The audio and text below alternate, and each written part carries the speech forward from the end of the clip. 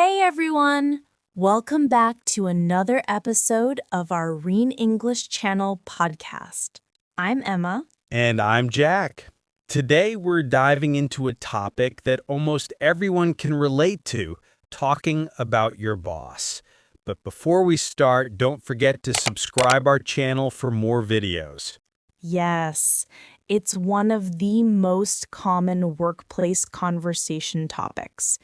People talk about their boss all the time, sometimes positively, sometimes, well, not so positively. And even native speakers struggle with this topic because describing your boss requires nuance. You want to be honest, but also polite and professional. Exactly. And that's why today's episode will help you practice talking about your boss in natural, real life English. We're not giving vocabulary lists or grammar lessons. We're just having a long, natural conversation you can learn from. So, relax, imagine you're in the room with us, and just follow the flow of how we talk about bosses.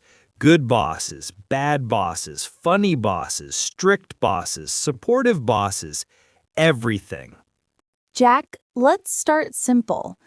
How would you describe your boss when you had your first office job? Oh, wow.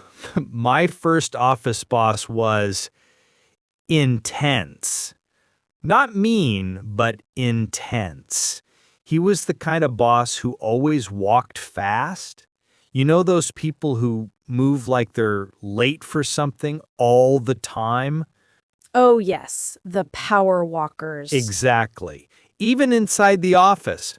And when he talked to you, he would lean forward and stare directly into your eyes, like he was trying to read your mind. That sounds scary. It wasn't scary once you got used to it, but the first week I thought, this guy's gonna fire me for breathing incorrectly. So, what was he like as a manager? Surprisingly supportive.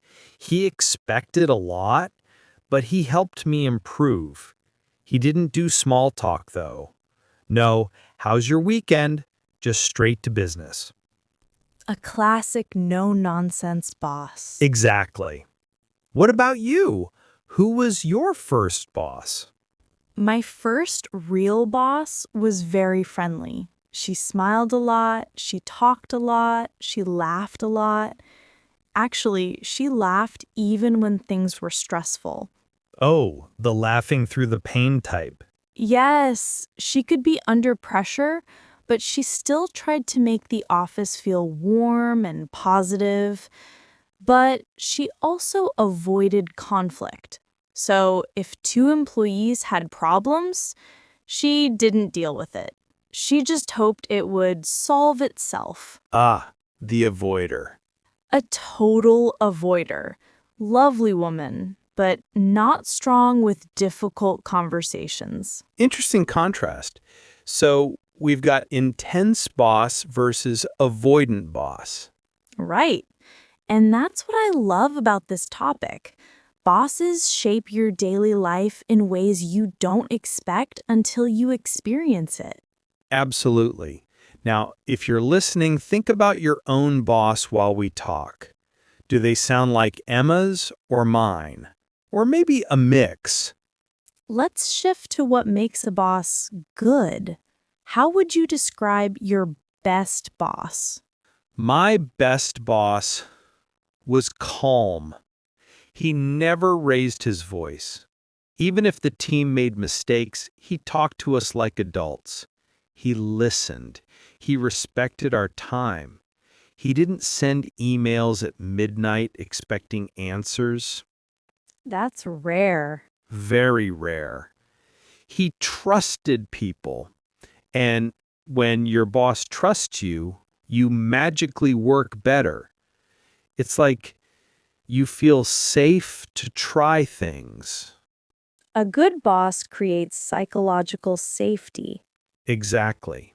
And he gave useful feedback, not vague comments like, be better. Instead, he told you exactly what to improve and how.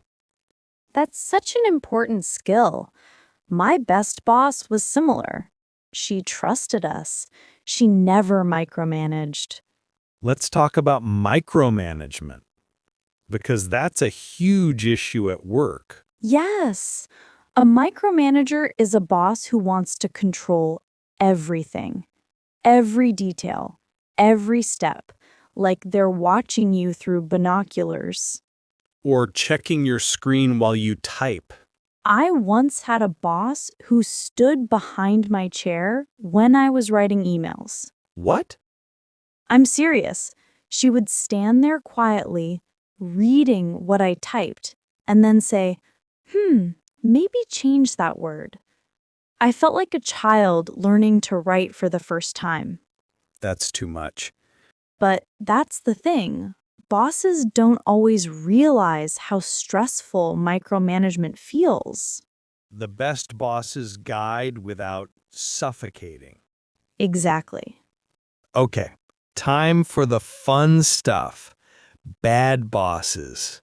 Oh no. This could take hours. Perfect. We have 2 hours. True. Okay, let me start with one. The unpredictable boss. One day they're kind, next day they're angry. You never know which version you'll meet. I call that the weather boss. Yes, sunny in the morning, thunderstorm after lunch. I had a boss like that once. He would compliment you at 10 a.m., and then at 2 p.m., he'd act like you ruined the company. Emotional roller coaster. And confusing, because you're always nervous. Another bad boss type is the disappearing boss. They're never around when you need them. Like a ghost. Yes, you need approval? Gone. You need guidance? Gone. But interestingly, when there's good news, they appear quickly. To take credit. Exactly. My least favorite type of bad boss is the blamer. Oh, yes. Something goes wrong, the blamer says, "It wasn't me, it was the team." Something goes right, the blamer says, "Yes, I planned everything." Classic.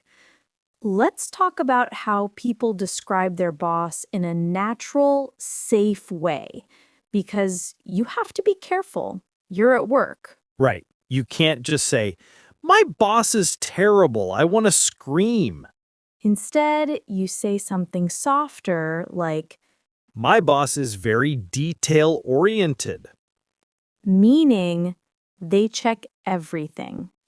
Or, my boss is very focused on results. Meaning, they pressure you. Or, my boss is passionate. Meaning, they yell a lot. The polite translation game. It's universal. Let's shift to motivation, because your boss can massively influence your energy at work. Absolutely. A good boss lifts you, a bad boss drains you. I remember one period where I had a boss who didn't appreciate anything. You could work hard, stay late, finish 5 projects, and nothing. No acknowledgement? None. Not even a simple good job. And I slowly lost motivation. I still did the work, but the joy disappeared. Appreciation is fuel. Without it, people burn out. Exactly. And on the other hand, I had a boss who praised the team regularly. He didn't give fake compliments, but real specific ones. And that goes such a long way. Have you ever had a funny boss? Oh, yes. One boss loved making jokes, but nobody understood them. Oh no. He would tell a joke, laugh at his own joke, look at us, and we'd all pretend to laugh. Workplace comedy show. But he was also kind, just not very funny. I had a boss who brought snacks every Friday. Cookies, donuts, fruit, everything. That's a great boss. We all loved her. Food is powerful. This is already getting interesting, and we're just warming up. Talking about bosses is like opening a giant box. There are endless stories, experiences, and feelings. Absolutely.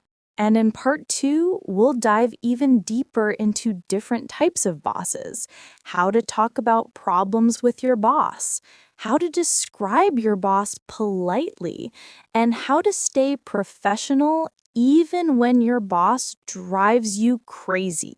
Stay tuned. Welcome back, everyone. In part 1, we covered the basics, different types of bosses, good and bad traits, and how they affect your daily work life. Now, in part 2, we're moving into deeper territory. Stories, workplace politics, dealing with difficult bosses, and how to describe them naturally in English. And trust me, part 2 is where things start getting juicy. Everyone has at least one boss story that feels like a movie plot. Oh, yes. And I have one to start with, actually. It's about a boss I had early in my career. She was brilliant, but she had one huge problem. She couldn't keep track of anything. Oh no, one of those bosses. Yes, she would forget meetings, forget deadlines, forget who was assigned to which project, and then she would panic and think everything was late. So the entire team suffered because of her forgetfulness. Exactly. We often had to remind her of things we already did. Sometimes she'd ask, "Where are we with this project?" And we'd say, "We finished it last week." And she'd respond, "Oh, right, yes, I remember." But she didn't remember. She definitely didn't, but she tried to pretend. I once had a boss who pretended to remember names. He couldn't remember anyone's name, so he called everyone Buddy. Oh my gosh. Hey, Buddy, good work. Buddy, can you check this? Buddy, do you have a moment? One time he even said Buddy to the CEO. Did the CEO notice? Oh, definitely. But he just smiled politely. Let's talk about emotional bosses. Bosses who can't control their feelings. Yes, some bosses explode over small things. Or they take things personally. I had a boss once who got offended if someone disagreed with her. That's dangerous. Very. Because sometimes it wasn't even a disagreement, just a different suggestion. But she interpreted it as, "You don't respect me." And what did she do? She would become silent for the rest of the day, like she was punishing the team with coldness. Silent treatment? Yes, passive-aggressive silence. You could feel the tension in the office like thick fog. Emotional bosses are tricky because you never really know what will trigger them. Exactly. It's like walking on eggshells. And when a boss is emotional, the team becomes emotionally exhausted because everyone has to constantly monitor the boss's mood. It's draining. On the opposite side, you have bosses who are too friendly.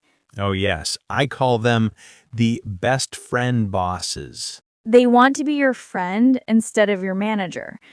They ask about your personal life, invite you to hang out after work, send memes to the group chat.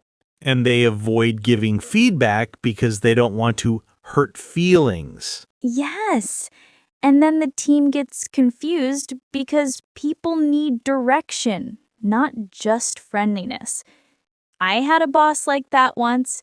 He was so friendly that people took advantage of him. They came late, left early, didn't finish tasks, and he never said a word. That must have been chaos. Total chaos. Eventually, upper management stepped in. Here's something interesting. Sometimes a boss isn't naturally bad, but becomes difficult because of pressure from higher management. That's true. Not every boss has freedom. Their boss might be demanding, so the pressure gets passed down. Like a chain reaction. Exactly. I had a supervisor who was kind and helpful until the company announced budget cuts. Then suddenly she became strict, impatient, and anxious. That's tough. She was doing her best under the circumstances. Yes, and I learned something. Sometimes your boss isn't the villain. Sometimes they are stuck in the middle. That's a very mature perspective. Let's talk about boundaries. Some bosses don't understand personal space. Oh boy. I had one boss who wanted to know everything. Your weekend plans, your relationship status, your family drama, everything. Sounds like a talk show host. Yes. She would ask questions like, "So, who are you dating? When are you planning to get married? When will you have kids?" And I just sit there like, oh my, this is not appropriate. Some bosses treat their employees like family members. And that's not always comfortable. I had a boss who checked people's social media every day. Oof, very creepy. Another common issue, bosses who don't listen. Yes, you propose an idea, they ignore it. Then 2 weeks later, they say the same idea and act like it's new. I've had that happen. It's frustrating. And when bosses don't listen, employees stop giving input. Because they feel invisible. Exactly. Let's shift into something practical. How to talk to your boss when something is wrong. This is difficult for everyone, even native speakers. Yes, you have to be honest but respectful, direct but gentle. And you need to pick the right moment. Talking to your boss when they're stressed is a terrible idea. Timing is everything. One strategy I've used is to focus on solutions instead of complaints. Right. Like instead of saying, I hate the way we do this, you say, I have an idea that might make this process easier. Right. Bosses respond better to positive framing. Let me tell a story about a time when I felt totally unappreciated. Oh, those stories hit hard. It was. I worked at a company where I handled major clients. I did a huge project, spent weeks on it, late nights, and when it succeeded, my boss didn't even mention my name in the meeting. Someone else got the credit. Yes, and I thought to myself, why am I working this hard if nobody notices? That's painful. It was. And I later learned that recognition is a top factor in job satisfaction. Definitely. People don't just work for money, they work for meaning. Let's balance it with something positive. A story about a boss who made you feel valued. Oh, I have a wonderful story. Good. We need positivity. I had a manager who wrote personal thank you notes to employees. Not emails, handwritten notes. Sometimes only 3 or 4 sentences, but deeply meaningful. That's beautiful. And she gave them at random times. So when you opened your drawer and found one, It was like a warm hug from the universe. Honestly, something so small can make a huge impact. Exactly. I had a boss who inspired me not by talking, but by example. He worked hard, but he also respected his life outside work. He left at 5 p.m. no matter what. That's rare. And he encouraged us to do the same. He said, "Go home, rest. A tired brain is useless." That's such wise leadership. He believed in balance. And because of him, I learned that productivity is not about hours, but clarity. Let's talk about life lessons from bosses. Every job teaches you something. Absolutely. Even bad bosses teach you what not to do. One boss taught me patience. She was slow, very slow, painfully slow. She took forever to make decisions. That sounds frustrating. It was, but it taught me to be patient and flexible. Not everything moves at my speed. I had a boss who taught me the power of preparation. He prepared for every meeting like it was a presentation to the president. That's intense. Yes, but I learned to be organized. Here's an interesting scenario: having a younger boss. Oh, yes, that's becoming common. I had a boss who was 5 years younger than me, and I'll admit, at first it felt a bit strange. Did you feel awkward?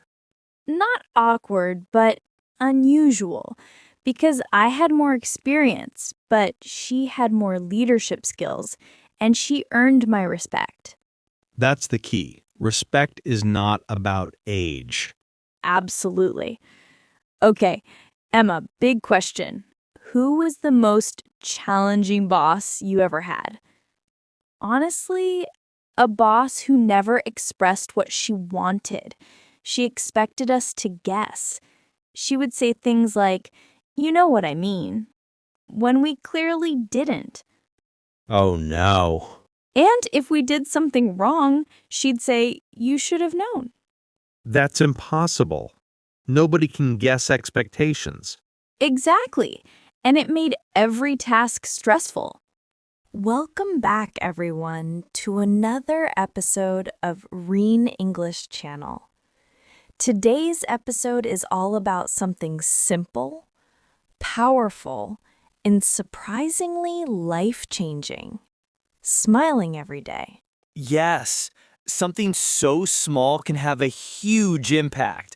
A smile can change your whole day and someone else's too. But before we start, don't forget to subscribe our channel for more videos. People underestimate how powerful a smile is. It affects your mood, your brain, your relationships, even your confidence. And the best part? It's free. You don't need to buy equipment, wake up at 4 a.m., or go to the gym. You just smile. But sometimes smiling isn't easy. So today we're going to talk about how to make smiling a natural part of life. Let's start with the simple question, Emma. Why do you think smiling every day is so important? Because smiling changes how you feel. I don't mean fake smiling to hide problems. I mean intentionally choosing a positive expression. It signals to your brain that things are okay. The mind follows the face. Exactly. If your face looks stressed, your mind becomes stressed.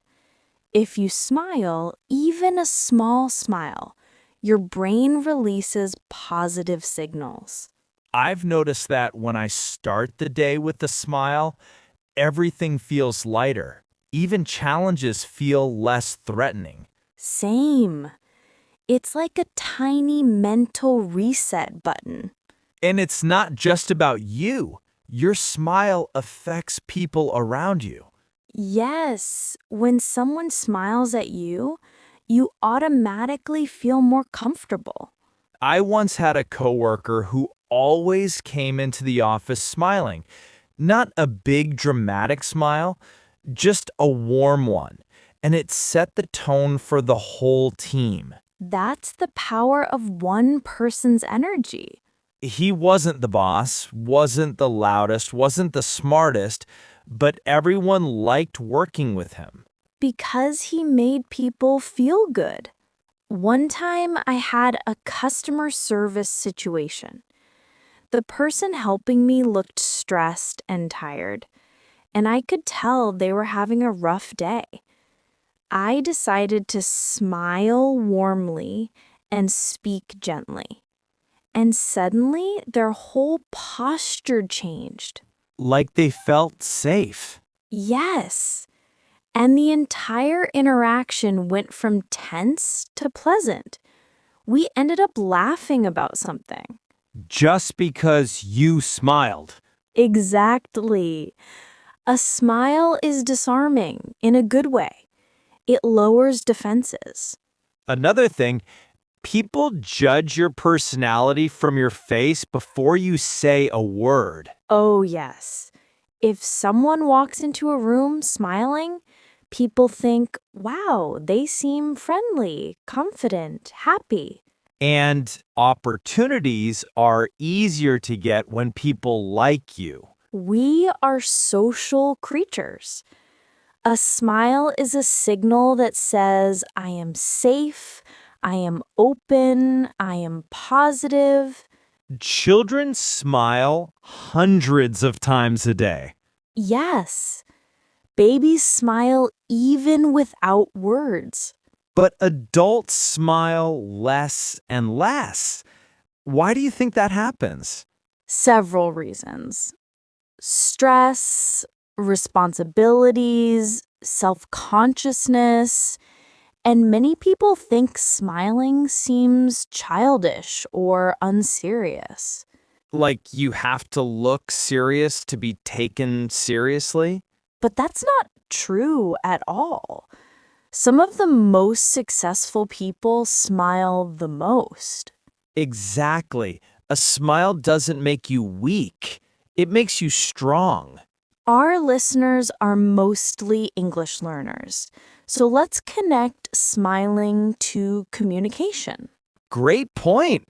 Smiling makes speaking a new language easier. When you smile, your mouth relaxes. You speak more clearly.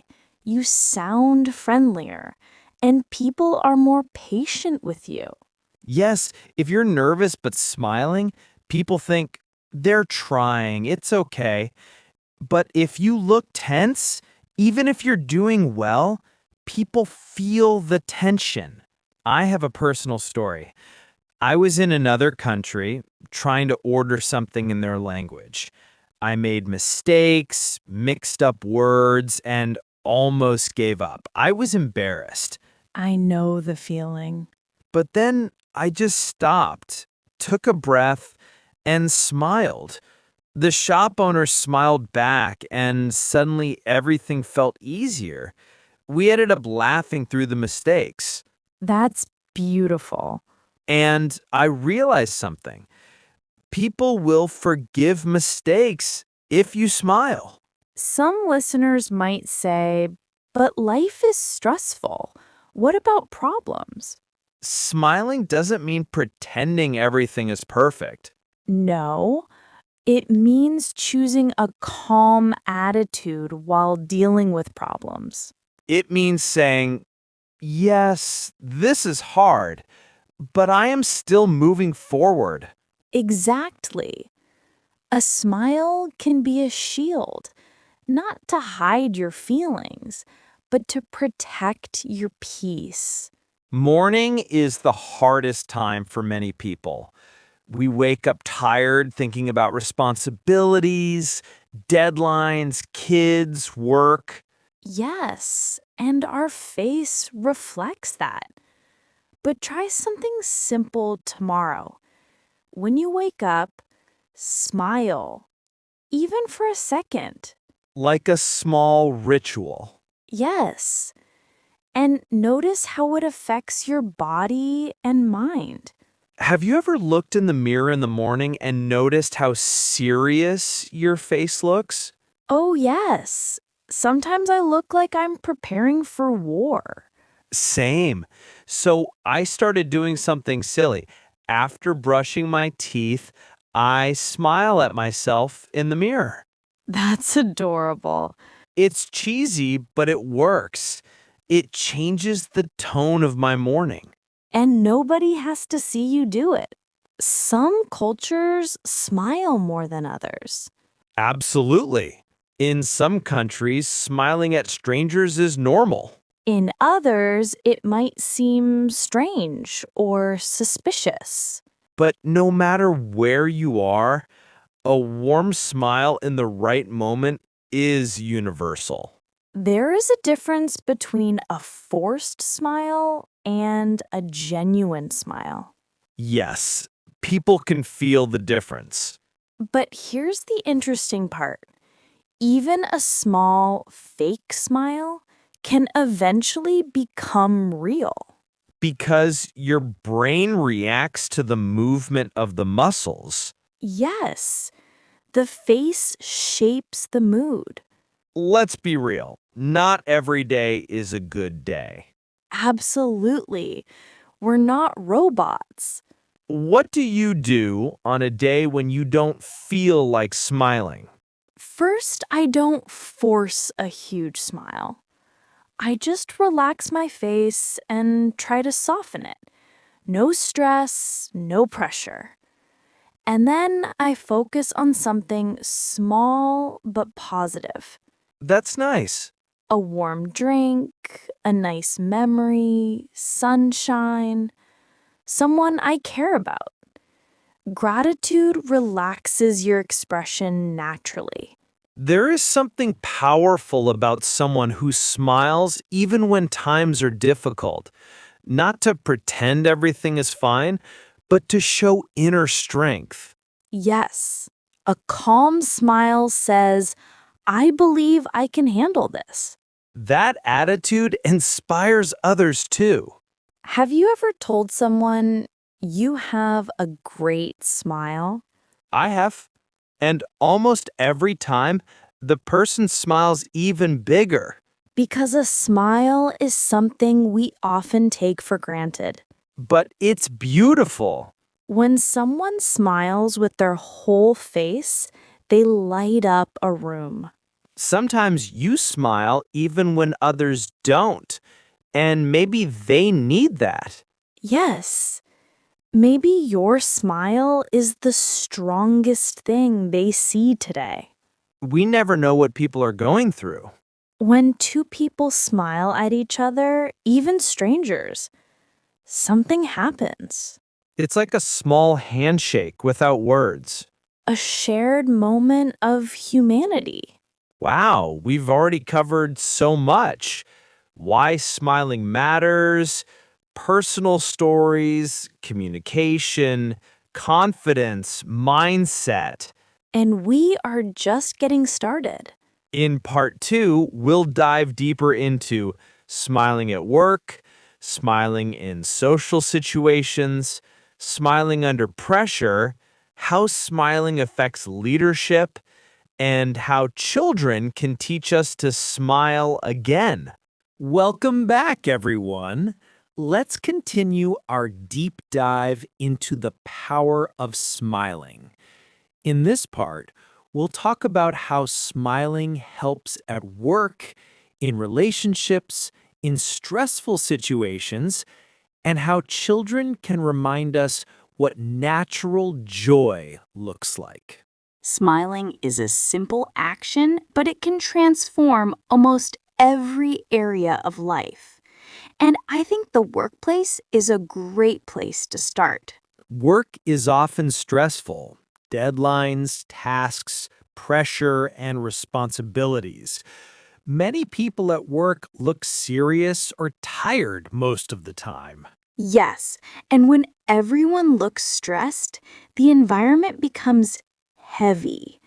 But a small smile, A friendly greeting or a warm tone can change the energy of the whole team. I once worked with a team where no one smiled. Everyone was professional, but cold. Meetings were quiet and tense. Sounds uncomfortable. It was. Then one person joined the team, a woman who always walked in with a gentle smile. She didn't tell jokes, she didn't try to be funny, she just had a warm, kind presence. And it made a difference? A huge difference. People started relaxing around her. Meetings became friendlier, communication improved. She changed the atmosphere without saying anything dramatic. I love that. She didn't have to fix everyone, she just showed up differently. When you smile at work, people feel more comfortable coming to you. They trust you more. Yes, even bosses and leaders. A smiling leader is easier to talk to.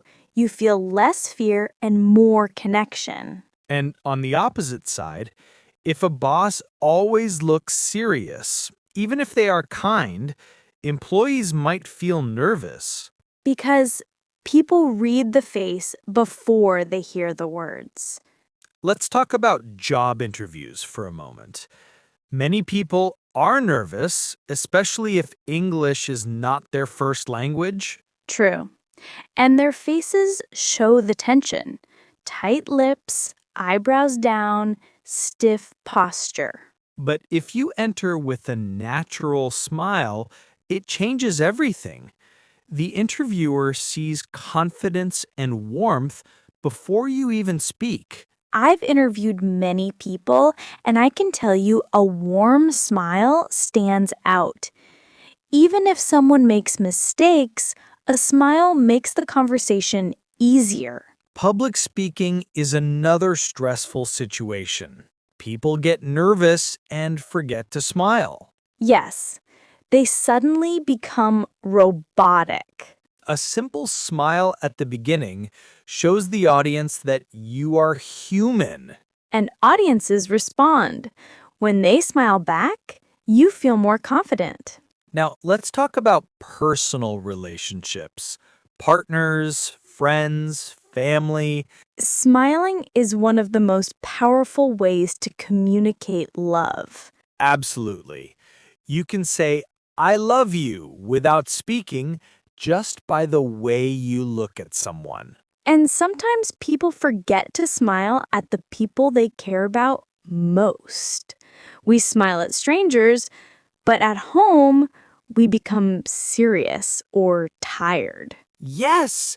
People should start smiling more at their partners when they walk in the door, or at their children when they ask a question. A smile tells them, I'm happy to see you. And that message is priceless. In relationships, people often react too quickly. Someone says something, and the other person gets defensive. A smile, even a small one, can slow down the reaction. It creates space. It says, I'm listening. I'm not here to fight. A calm smile is not weakness. It is emotional maturity. Some people feel shy talking to strangers, especially in another language. But if you smile, you appear friendly, more open, and less scary. And the conversation becomes easier. Even a cashier, a waiter, a taxi driver, when you smile, their response changes. In many situations, a smile starts the conversation for you. Now, let's talk about something important. Smiling when things are difficult. Yes, because anyone can smile when life is easy. True. Strength shows when you smile even when life is messy, stressful, or uncertain. Not a fake smile to hide emotions, but a calm, steady smile that says, I believe I can handle this. I once worked with someone who stayed calm under pressure. When problems happened, she didn't panic. She smiled and said, "Okay, let's solve this." That's leadership. This is scientifically proven. When you smile, your brain releases positive chemicals that relax your body. And once your body relaxes, your thinking becomes clearer. Which is why smiling is a great tool in emergencies. Exactly. If you panic, your thinking shuts down. If you stay calm, even with a small smile, you can think better. Many listeners are learning English, and smiling helps here too. Yes. When you smile while speaking, your mouth relaxes. Your pronunciation becomes smoother. And native speakers feel more comfortable talking with you. I've had conversations with English learners who were tense and serious. I understood they were nervous, not rude, but others might misunderstand. A smile communicates your intention. I'm friendly and trying my best. When you're stressed, your brain can't absorb new information. So, smiling, even for a moment, reduces tension and opens the mind. Students who smile while studying or practicing English often perform better. Because they enjoy the process instead of fighting it. Children are the masters of natural smiling. Yes, they smile thousands of times without thinking. They're not self-conscious. They don't worry about looking silly. When something makes them happy, they smile instantly. And when they smile, they use their whole face, the eyes, the cheeks, everything. Adults smile less because they think too much. Children smile because they feel life instead of analyzing it. What would happen if adults started smiling like children again? They would be happier, more relaxed, more present. They would laugh more, communicate better, worry less. And other people would feel more comfortable around them. Let's talk about the other side. Some people rarely smile not because they are sad or unfriendly, but because of habit. Yes, sometimes the face becomes serious over time, even if the heart is kind. And others misread them. Someone might think, oh, that person doesn't like me, when in reality, they're shy or deep in thought. That's why smiling intentionally, even a small smile, helps others understand your personality better. You don't need a big smile all the time. Yes, even a 10% smile changes your expression. Softer eyes, relaxed jaw, slight upward lips. People respond positively to that subtle expression. A great daily exercise. When you pass someone on the street, in the office, or at school, give a small smile. Not a big dramatic one, just a gentle, friendly look. Most people will smile back automatically. And if they don't, that's okay. You still practice positivity. Before you start a conversation, especially a difficult one, smile first. Yes, it sets the emotional tone before the words begin. It's like knocking softly before entering a room. Greeting someone with a smile makes them feel welcomed. If you say hello with a neutral face, it feels ordinary. If you say hello with a smile, it feels warm. A smile when thanking someone shows sincerity. It shows appreciation from the heart, not just from the mouth. Sometimes your day goes wrong. Something upsets you. You feel angry or disappointed. When that happens, pause and smile for 1 second. You don't need to be happy. You just need to give your brain a reset signal. That 1 second can prevent a bad moment from becoming a bad day. Try this. Go for a walk and smile gently as you move. Notice how people react and notice how your body feels. Walking with a smile feels lighter. Your steps become easier. Your thoughts become kinder. When you smile often, people begin to know you as the positive one, And that becomes part of your personality. not fake positivity, just a calm, warm energy. Welcome back, everyone, to another Reen English Channel episode. I'm Emma, and as always, I'm here with my awesome co-host, Jack. Today's topic is something I absolutely love: the power of thinking big. But before we start, don't forget to subscribe our channel for more videos. Yes, this is one of those subjects that can literally change someone's life if they truly apply it. Thinking big is not just motivation. It's a mindset, a decision, a way of viewing the world and your potential. Right. And maybe some listeners here think big and imagine something like expensive cars, mansions, private jets. Or a fancy yacht with your name written in gold letters. Exactly. But that's not what we mean. Thinking big doesn't have to be about material things. It's about refusing to limit yourself. It's about believing there is more inside you than you realize, and being willing to act on that belief. Thinking big is about expanding possibilities. It's asking, what if I could do this? Instead of, I probably can't. I want to start by asking you a personal question. Have you always been a big thinker, Jack? Oh, not at all. I actually used to think small. I was afraid to dream big because I was afraid of failing. I told myself, just play it safe, be reasonable, aim low so you don't get disappointed. That sounds familiar. Many people do that. And the crazy thing, by thinking small, I got small results. Not because I wasn't capable of more, but because I never allowed myself to even try. What changed?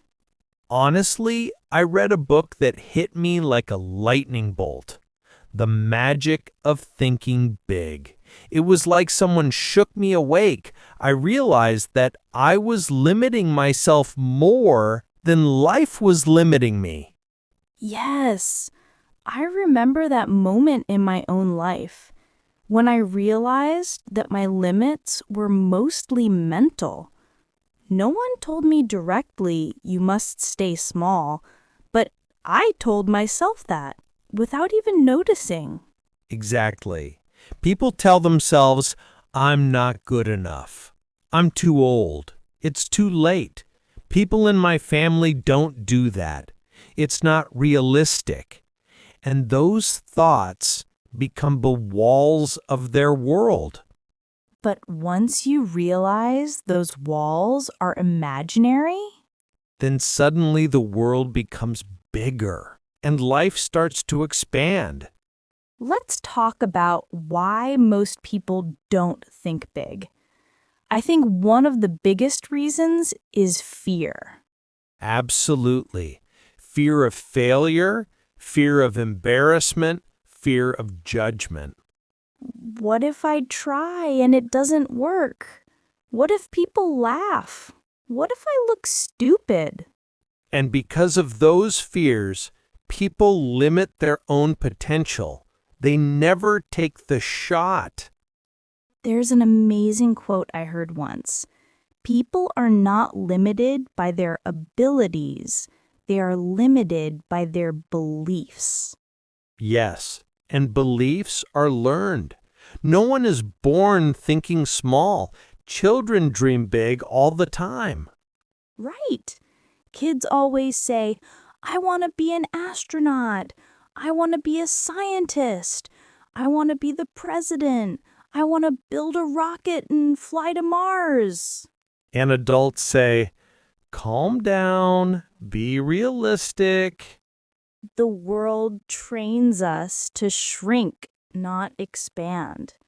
And the saddest part is that many adults think their realistic thinking is wisdom. They think they learned how the world works, but in reality, they learned how to accept less than they're capable of. Another huge factor is environment. If your friends think small, if your coworkers complain, if your family always expects little, it's hard to rise above that. Yes, if everyone around you is saying, just get by, don't reach too high, then thinking big feels unnatural. I like the idea that environment can be like soil. You can be a strong seed, but if you're planted in the wrong soil, you won't grow. Exactly. And the amazing thing is, adults can change their soil. You can choose what you listen to, what you read, who you spend time with. You can choose the ideas you feed your mind. Let's compare them. Small thinkers ask, what if I fail? Big thinkers ask, what if I succeed? Small thinkers see obstacles first. Big thinkers see opportunities. Small thinkers react. Big thinkers create. Small thinkers wait for the perfect moment.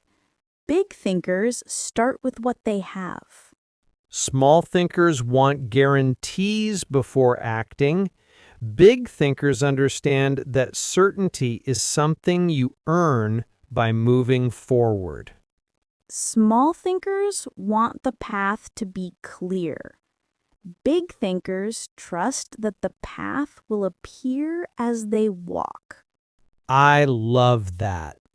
Here's something important.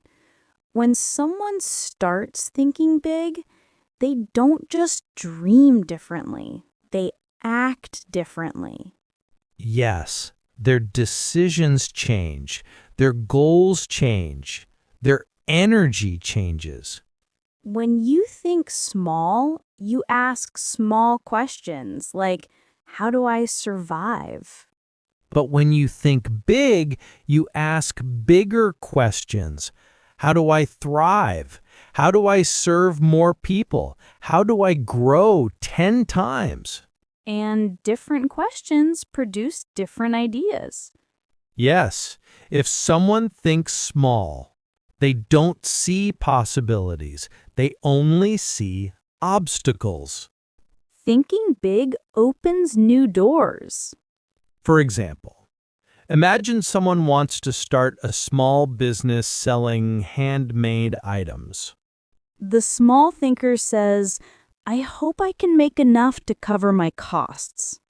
The big thinker says, how can I scale this so I can hire staff and impact thousands? The small thinker posts once a week online. The big thinker posts daily, builds a brand, studies marketing, and improves every single week. Same product, different mindset. And results follow mindset. Another huge part of thinking big is how people talk to themselves. Yes, the voice inside your head influences everything. If the voice says, I can't, I'm not smart enough, I'll never get there, then your brain will prove those statements true. But if the voice says, I can learn, I can improve, I can grow, then your brain starts working towards those possibilities. People forget that self-talk is training.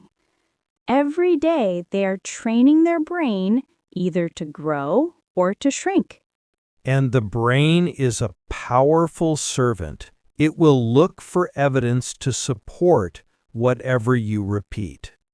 Thinking big is not only for CEOs, entrepreneurs, or inventors. It applies to everyone. Absolutely. A student can think big about grades and learning. A parent can think big about raising a strong family.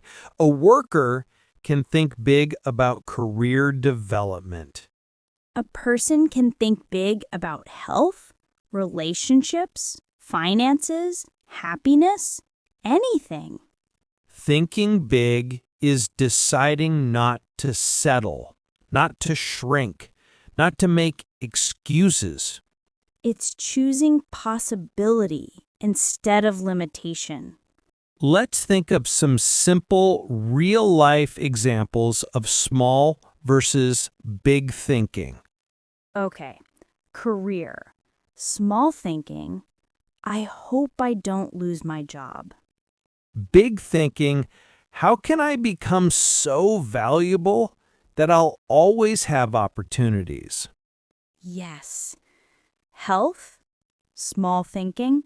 I hope I don't get sick. Big thinking, I'm going to become as strong and energetic as possible. Personal development. Small thinking. I wish I didn't feel stuck. Big thinking, I'm going to read 20 books and completely change my mindset this year. See the difference? One mindset tries not to lose. The other plays to win. Something else happens when you think big. You feel more energized. Absolutely. Big goals make you feel alive. When the goal is small and boring, it doesn't excite you. You have to push yourself. But when the goal is big and inspiring, you feel pulled towards it.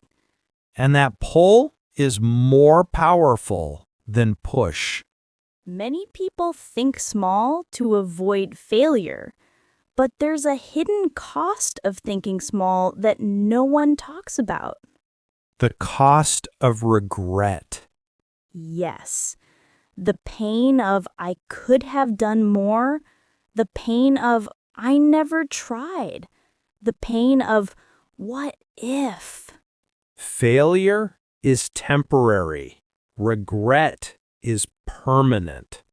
If you're listening right now, we want you to pause for a moment and ask yourself, what would your life look like if you started thinking 10 times bigger? Not 10% bigger, 10 times.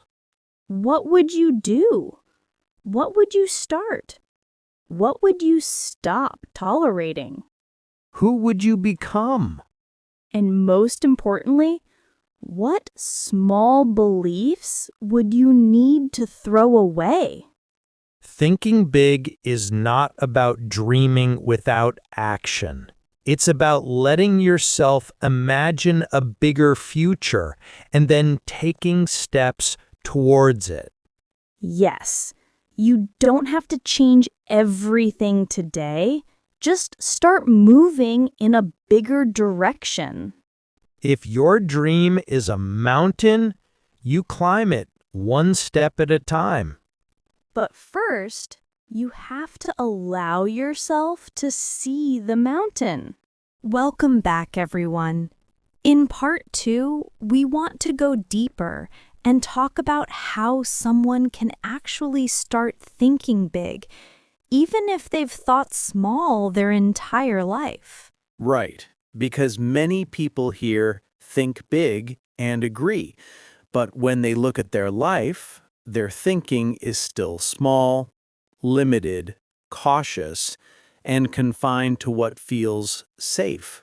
And that makes sense. If someone has been thinking small for 10 or 20 or 30 years, it's not realistic to expect them to wake up tomorrow and suddenly think like a world-class visionary.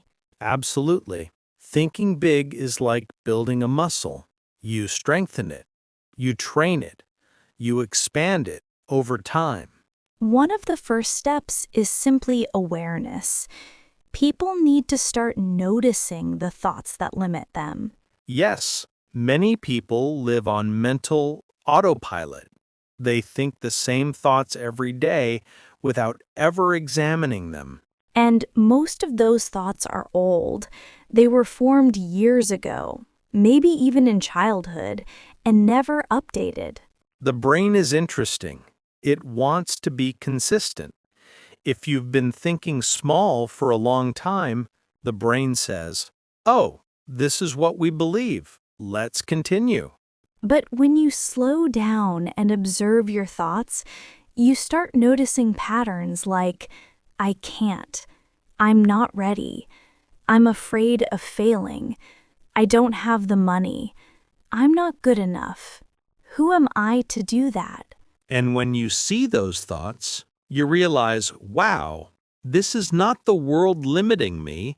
This is me limiting myself. Awareness is the first breakthrough.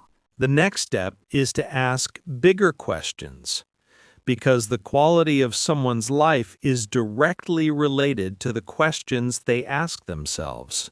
If someone asks small questions, they get small answers. Like, how do I get by? How do I survive? How do I do the minimum? And the brain will give answers that match those small questions. But if they ask questions like, how can I grow? How can I earn more? How can I impact more people? What would a 10 times bigger life look like?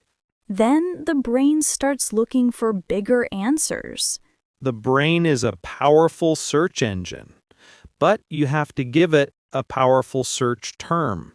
Another major step is changing your environment. If you want to think big, you need to be around people who think big. People who talk differently, dream differently, behave differently, believe differently. If someone spends every evening with people complaining about the government, the economy, the bosses, the weather, it's impossible to maintain big thinking. Yes, you can't grow in a room full of excuses. Your environment can lift you or shrink you. That doesn't mean you need to abandon your friends or family, but you need to expand your circle. You can add positive voices, books, podcasts, mentors, communities. A mentor doesn't need to know you personally. They just need to speak to your mind. One thing that holds a lot of people back is waiting for permission. Yes, waiting for someone to approve their dream, waiting for applause, waiting for someone to say, you're allowed to start. School teaches us to wait for permission. Raise your hand. Ask before you speak. Show your work to the teacher. But real life rewards initiative. No one is going to knock on your door and say, congratulations, it's time to live your dream. You have to start without permission. I love the phrase, you are responsible for your own rescue. Exactly. No one is coming to save you. But the moment people stop waiting, they take control. One powerful exercise is creating a vision of what life could look like if you achieved your potential. Most people never give themselves time to imagine a big life. They imagine survival. They imagine paying next month's bills. They imagine just getting by. But rarely do they imagine a future where they thrive. A vision gives direction. Without a vision, someone is just drifting. And a vision doesn't need to be perfect. It just needs to be inspiring. I want to talk about a mental shift that changed my life. The moment I started asking, why not me? That's huge. That question has changed many people's lives. When we see someone successful, an author, a speaker, a business owner, a world traveler, most people think, wow, they're lucky, or they're special. But rarely do they think, I could do that too. And when I started saying, why not me? It completely changed the way I viewed opportunity. Because in most cases, the difference between you and someone successful is not talent, it's belief. And action, but belief comes first. Always. Let's take a practical example. Imagine two employees who start in the same job. Same salary, same desk, same skills. The small thinker says, I hope they don't fire me. I just want to get through the week. The big thinker says, how can I become the best in this company? How can I provide 10 times more value? How can I learn what the leaders know? Same starting point, totally different trajectory. Thinking big requires people to upgrade their self-image. Yes, many people have a small self-image. They see themselves as average, unimportant, insignificant. They walk into a room and think, I'm not the type of person who succeeds. But here's something important. People will never rise above the image they have of themselves. If someone believes I'm just a middle person, they will live life at that level. But if they change the internal picture, their external world changes too. Self-image is not fixed. It can be rewritten. There's another challenge: comparison. People compare themselves to others and immediately shrink. Yes, they look at someone who is more successful and instead of being inspired, they feel inferior. But they forget something important. That successful person also started small. No one starts at the top. Everyone climbs. And comparing your chapter 1 to someone else's chapter 20 is a recipe for insecurity. Instead, use comparison as inspiration, not limitation. People often think thinking big means taking giant dramatic actions, but thinking big is more about direction than scale. You can take small steps and still be a big thinker. For example, reading 10 pages a day, learning one new skill, saving a small amount consistently, recording one podcast a week, training the mind 20 minutes daily. Those small steps compound, and compounded steps create extraordinary results. Thinking big isn't just about goals, it's about identity. If someone starts thinking big, they become more confident, more disciplined, more resilient.